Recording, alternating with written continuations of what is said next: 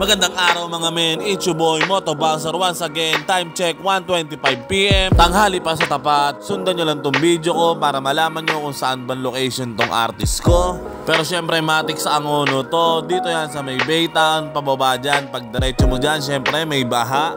Lugar na hindi nawawalan ng baha. Dito yan sa may Baytown Home. Ang apat na kanto kaliwa, yung may bilyaran. Alam nyo na kung sino to, walang iba. Di alam mo na walang iba.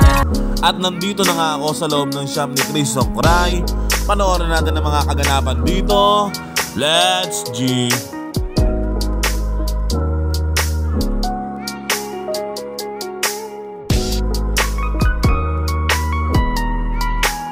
Inumpisahan na nga akong ahitan dahil lalapatan na ng stencil yan.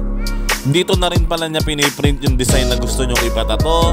Ayan yung paggagayahan, kitang-kita nyo naman. Konting oras na lang at umpisahan na yan.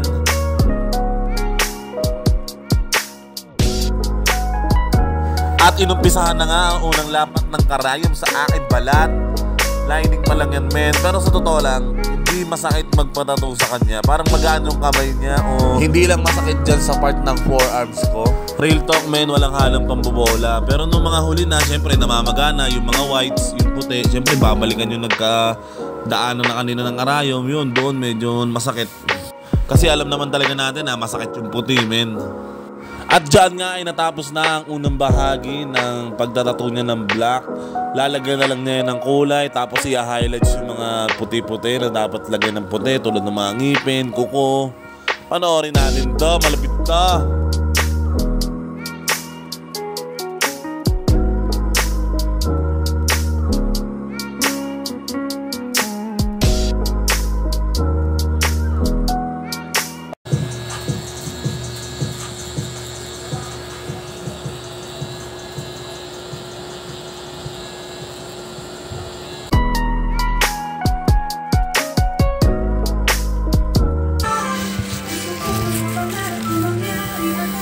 At gusto ko yung mga pangarap mo mangyari agad. Gusto kong lumangoy, gusto kong lumipad. Natapos na rin siya sa wakas. Pinupunasan na lang yan, nililinis syempre. Tapos picture na ng malupit. Nagbabayad naman pero bakit sinasaktan? At natapos nga pala kami dyan ng 9:30. Siguro nag-umpisa kami ng 2 PM. So halos mga 7.5 hours or 8 hours niya tinira. Medyo mabilis na lang siya gumawa.